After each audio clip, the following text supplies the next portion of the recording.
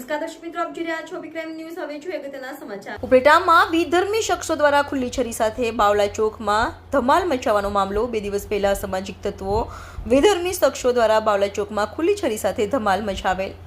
બાવલા ચોકમાં ખુલ્લી છરી સાથે ધમાલ મચાવતા હિન્દુ સંગઠનોમાં આક્રોશ। હજારોની સંખ્યામાં લોકો ઉપલેટામાં રોડ ઉપર ઉતરી આક્રોશ વ્યક્ત કર્યો અને ઉપલેટા સજ્જડ બંધ રાખી ઉગ્ર વિરોધ કર્યો।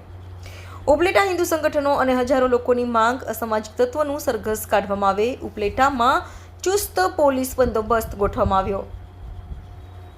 એસઓજી, એલસીબી, ડીવાયએસપી સહિતનો કાફલો ચુસ્ત બંદોબસ્તમાં ગોઠવી દેવાયો। ઉપલેટા પોલીસ દ્વારા અસામાજિક તત્વો વિધર્મી શખ્સ વિરુદ્ધ ફરિયાદ નોંધી કાર્યવાહી કરી। ઉપલેટા પોલીસે મુખ્ય આરોપીને બાવલા ચોક ખાતે લાવી રિકન્સ્ટ્રક્શન કરવામાં આવ્યું। ઉપલેટામાં હજારોની સંખ્યામાં જય શ્રી રામના નારા લગાવ્યા। ઉપલેટા વિવિધ સંગઠનો એક થઈ ઉપલેટા સજ્જડ બંધ રાખી સામાજિક તત્વો પર કડક કાર્યવાહી કરવા માંગ કરી। ગત રાતથી હજારોની સંખ્યામાં લોકો ઉપલેટામાં આરોપી વિરુદ્ધ કડક કાર્યવાહીની માંગ સ્વીકાર કરી આરોપી વિધર્મી શખ્સને બાવલા ચોક ખાતે લાવી માફી મંગાવી। ઉપલેટા પોલીસની કામગીરીને ઉપલેટા હિન્દુ સંગઠનો દ્વારા આવકારી।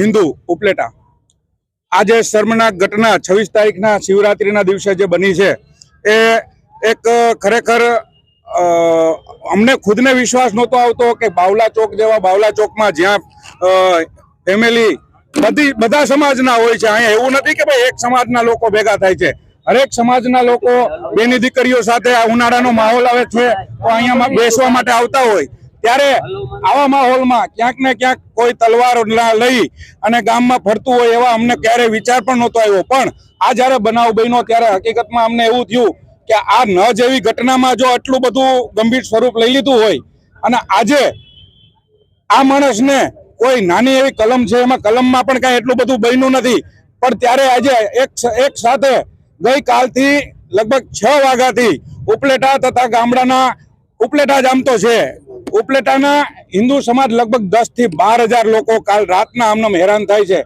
શું કામે? કારણ કે એક આ જે ઘટના બની છે એ કોઈને ગળે નથી ઉતરતી કે ભાઈ આવો એક ઘટના અહીંયા આપણા ઉપલેટામાં પણ બને।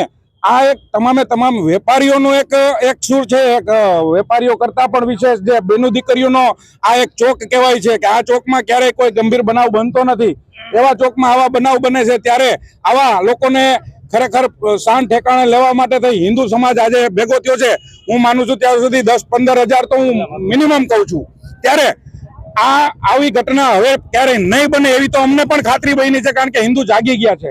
હિન્દુને આવી રીતે ક્યાંક ને ક્યાંક નાના એવા બનાવ બન્યા હોય તો જાહેરમાં આવવું પડશે અને આવી રીતે સંગઠન કરીને ભેગા રહેવું પડશે। અને પોલીસે ગઈકાલથી લઈને આજ સુધીમાં જે એનો સહકાર આપ્યો છે એ બધાનો હિન્દુ સમાજ વતી અમે આભાર માનીએ છીએ અને આવા બનાવ હવે ના બને એવી પણ પોલીસ ખાતરી આપે અમને, બસ એટલી અમારી વિનંતી।